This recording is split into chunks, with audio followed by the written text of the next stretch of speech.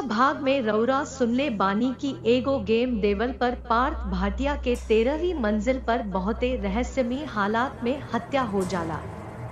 सुराग के तौर पर हत्यारा अपना खून से देवाल पर यक्षिणी लिखता।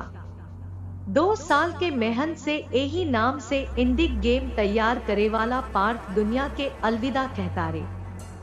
कंपनी में होखे वाला गेम लॉन्चिंग इवेंट बंद हो गईल बा। फेर ऋतुराज आ फाल्गुनी ओ खेल खातिर गोली मारत बाड़े।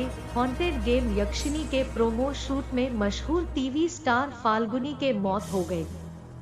मौत के कारण अभी भी रहस्य रहे, लेकिन कुछ महीना पहले पार्थ के मौत में यहाँ भी उहे बात भइल रहे काहे कि देवाल पर खून से यक्षिणी शब्द लिखल रहे।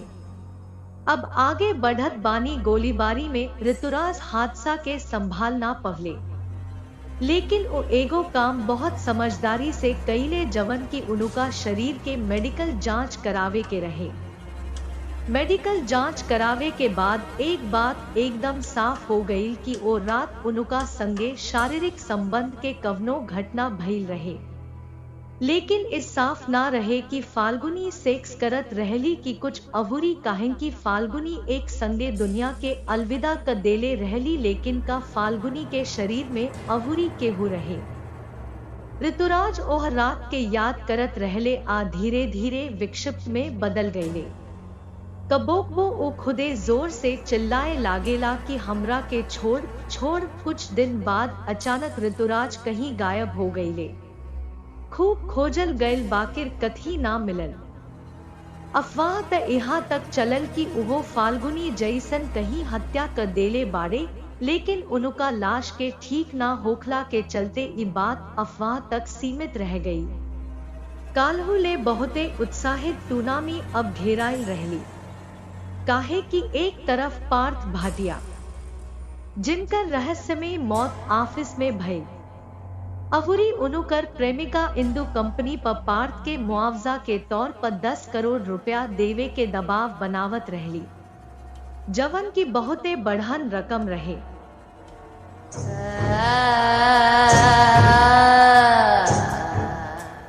लेकिन तब दोनों पक्ष के पक्ष मुआवजा के रूप में मात्र 3 करोड़ रुपया देवे पर सहमत भइले। इंदु पिछला 5 साल से पार्थ के संगे अपना घर में रिश्ता में रहत रहले। आ दूसरा तरफ फाल्गुनी के हत्या के मामला कैसे दबावल जाव जैसे कि टूर्नामी ओकरा भविष्य के निंदा से बचे, काहे कि एक बेर कालिक में आ गईल तब टूर्नामी के भी डूबे के पड़ सकेला। कंपनी पानी निहन पैसा बहा देलस, अहुरी जवना तरीका से फाल्गुनी के मौत से दूर होखे के पूरा कोशिश कैलस। बाकिर और रात के फुटेज अभियो टूर्नामी का साथे रहे। ऐसे फाल्गुनी के मौत सबूत के अभाव में सिर्फ दुर्घटना रहे। अहुरी टूर्नामी ए मामला में भाग गईली। धीरे धीरे कुछ समय बीतत गईल आ टूर्नामी मौन श्रद्धांजलि समारोह में अपना होनहार डेवलपर पार्थ के सुरक्षा कोष अपना प्रेमिका इंदु के सौंप देहलन। इंदु के 3 करोड़ रुपया मिलके बहुत खुश हो गईले। ओही दिन इंदु रात के 11 बजे के करीब नई दिल्ली के एगो 5 स्टार होटल में लग्जरी स्वीट में अपना नयका प्रेमी के संगे जश्न मनावत रहली। आज तोहरा के धम धमाधम से ना छोड़ी, दिल में तूफान आ गईल बा। 25 साल के एगो सुंदर लड़का बहुत रोमांटिक टोन में गाना गावत रहे। लड़का आधा नंगा रहे, एक हाथ में शैंपेन के बोतल फर्श पर धइले रहे।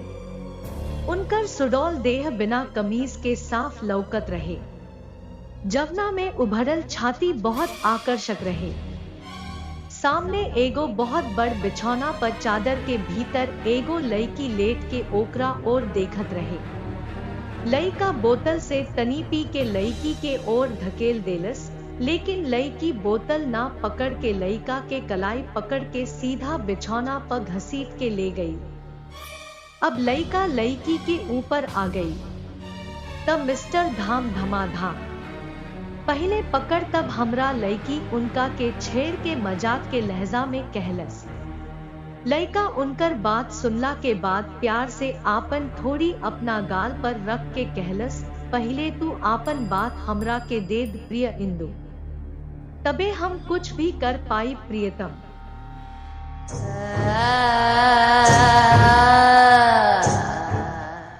अच्छा त साहब रेखा हमरा पर गणित के क्लास चला दही, इंदु हसत कहले। एकरा बाद इंदु उनका छाती पर हाथ रख के दुलार करे लगले। लइका इंदु के गोड़ के छोटकी अंगूरी में आपन पैर के अंगूरी ठूंस के ओकरा के गले लगावे खातिर बेचैन रहे कि हड़बड़ी में बिछौना के बगल में राखल शैंपेन के बोतल जमीन पर गिर गई, लेकिन गनीमत रहे कि उ ना टूटल। बोतल उठा ले दुलारी। लइका इंदु से कहलस, तू अकेले हमार जान ले आव, हम कुछो ना पहन ले रहनी। इंदु आपन मादक आंख लइका के आंख में डालत कहलस। यह कहते लइका बत्ती बंद कर देहलस। दोनों एक दूसरा में भटक गईले। प्यार के रंग बिरंगी रात बहुत दिन तक चलल। फिर एक दूसरा के कोरा में लेट के इंदु आ ओकर प्रेमी गहिरा नींद में चल गईले। रात के करीब 3 बजे लइका जागल। उनका बहुते प्यास लागल रहे। संजोग से उ पानी पी के शौचालय गईल रहले। शौचालय के दरवाजा खुलल रहे। उ ओकरा में घुस गईलन, बाकिर भीतर घुसते ओहिजा के नजारा देख के उनकर नींद बिगड़ गई। इंदु के भीतर एगो युवक खड़ा रहे। लइका ओकरा और देख के कहलस, ऐसन रात में हनीमून मनावे खातिर एह बाथरूम में काहे आइल बाड़ू ए जान? इंदु बहुत नीच आवाज में कहले, हाँ हनी, बाकिर पहले तू हमार डिमांड भर। अब की लइका के इंदु के आवाज कुछ अजीब लागल। उ अचानक आपन हाथ कमर तक ले आवत कहले, अरे पैंट में जेब नहीं खे, रुक, तोहरा सामान में सिंदूर जरूर बा, अभी आइल बानी। यह कहत पीछे मुड़ते देखलस कि ओकरा पीछे इंदु खड़ा बाड़े। वो बेजुबान हो गईलन काहे कि इंदु के देह में खाली चादर लपेटल रहे। इतना देर ले तू यहाँ केकरा से बतियावत रहलू?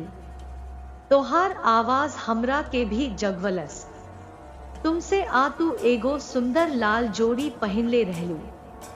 मी डब्लू की टी तुम्हा तोहार का हम तोहार हई?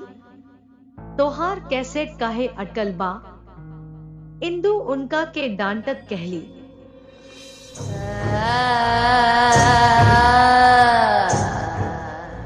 लइका के बात समझ में ना आवत रहे, लेकिन जब वो फेर बाथरूम में देखलस त केहू ना रहे।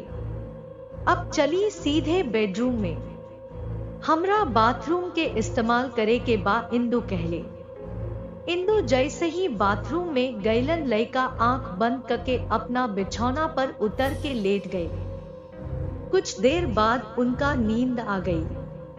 फिर कुछ देर बाद उनका जागला के कारण ई रहे कि केहू उनका हाथ से जांग आ छाती के दुलार करत रहे।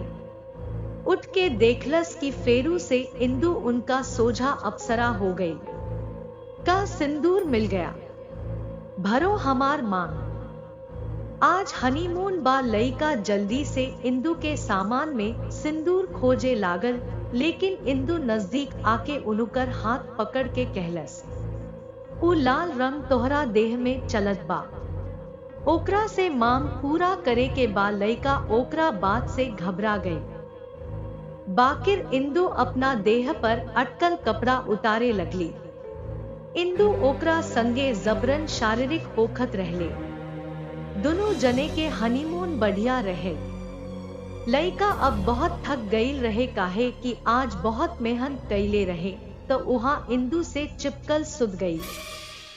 धीरे धीरे रात बीतत गईला, एगो नया दिन शुरू हो गई। अगला दिने पूरा होटल में दहशत फैल गई। इंदु आ उनकर प्रेमी के लाश होटल के लग्जरी स्वीट के बाथरूम में मृत मिलल। उनकर खून पूरा कमरा में पसरल रहे, नल के पानी से बहत रहे। आ ओकर प्रेमी अपंग होके बिछौना पर मरल पड़ल रहे। बाकिर एगो बात औरी ध्यान देवे के रहे, ऊ रहे बेडशीट आ कमरा के देवाल पर यक्षिणी शब्द खून से लिखल रहे।